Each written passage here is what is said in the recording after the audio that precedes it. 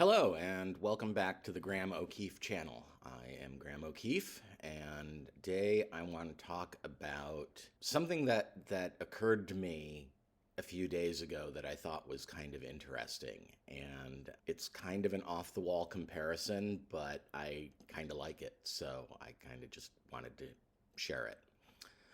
So I really discovered YouTube in, I guess, 2020, just because of the lockdown, and I was in my house all the time, and I was working by myself, and I was looking for something distracted, and I started out by watching movies. I was watching a lot of horror movies because my girlfriend doesn't really like them, so this was a way that I could watch them without inflicting them on her. And then I, sort of started seeing some YouTube commentary on some of these horror movies, and started watching them, and that led to some other things and some other things. And all of this basically led me to discover YouTube as a whole. I mean, I've always used YouTube, but I've used it as a utility. It's a way to share videos on other platforms or to show something to somebody. And I think the most that I've ever really gotten into it is, silly videos of dogs doing crazy things, or Boston Dynamics robots doing backflips, or guys getting hit in the nuts with something, or stuff like that.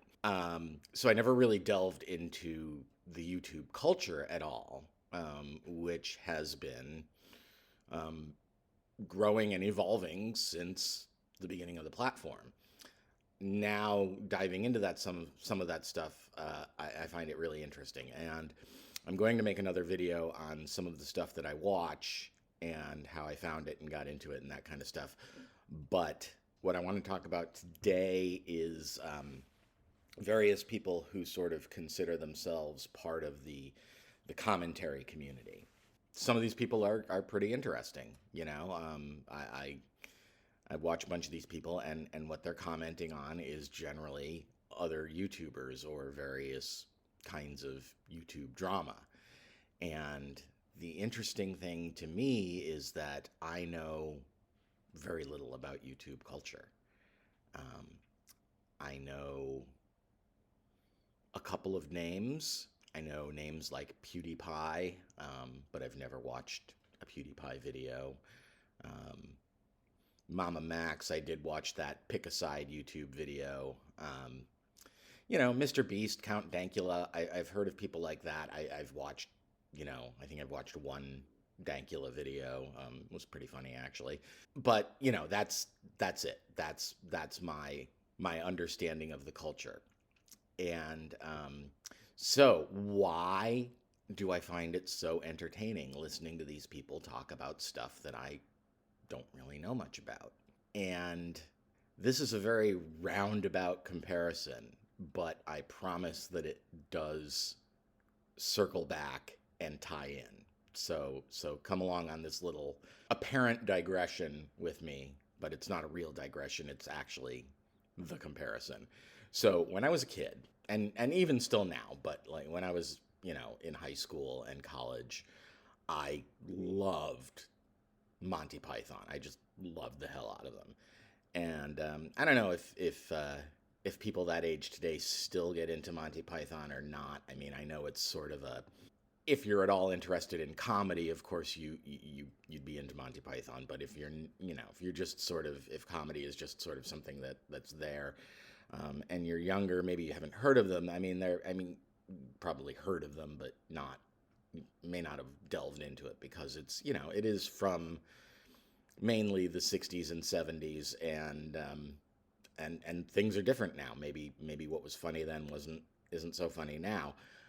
But one of the things that I always found hilarious about Monty Python sketches was when they would talk about various towns in the UK, because I don't know anything about those towns. The only UK town I know anything about, other than, I mean, I've been to London and Cambridge, so I kind of know about them. At least I understand the vibe. And of course I've heard of major cities like Birmingham and Newcastle and Manchester and Brighton and places like that. But I don't really, these small towns, these suburban and rural towns that they just kind of name drop as they go along, I don't really know anything about. The example that comes to mind first off is in the nudge nudge wink wink sketch. The straight man mentions that his wife is from Pearly, and the other guy, the nudge nudge wink wink guy, goes, "Ooh, Pearly," and that just killed me. I loved that. That made me laugh so hard. And what I think is making me laugh so hard about that is the fact that I don't know anything about Pearly. I assume that for a person in the UK, the joke is that there's something about Pearly that's incongruous with the guy's reaction. I imagine that maybe Pearly is kind of this sort of boring, staid suburb, and the guy going, "Ooh, Pearly," like, Pearly doesn't really merit that response, and maybe that's funny. But I don't actually know. All I know is the guy's response, which I think is hilarious. And they'll talk about, and they'll drop a town like Luton or something, and I don't know anything about these towns. And I think for me, as an American, as somebody who really doesn't know about this stuff, it's that not knowing part that makes it really interesting. The reaction with no context is so funny to me, and I couldn't tell you why it's that funny. It just is. That's sort of my take on it. So I'm going to keep watching these commentary people, and I'm not going to watch the people that they're talking about unless, they're talking about people that I already watch. Just going to continue to enjoy that weird sort of humor of ignorance, you might say. I'm not exactly sure if there's a name for this sort of thing or not. But anyway, that's about it. Like, I really don't know what's going on. Like, I never heard of Dark Side Phil or Ice Poseidon or anybody like that.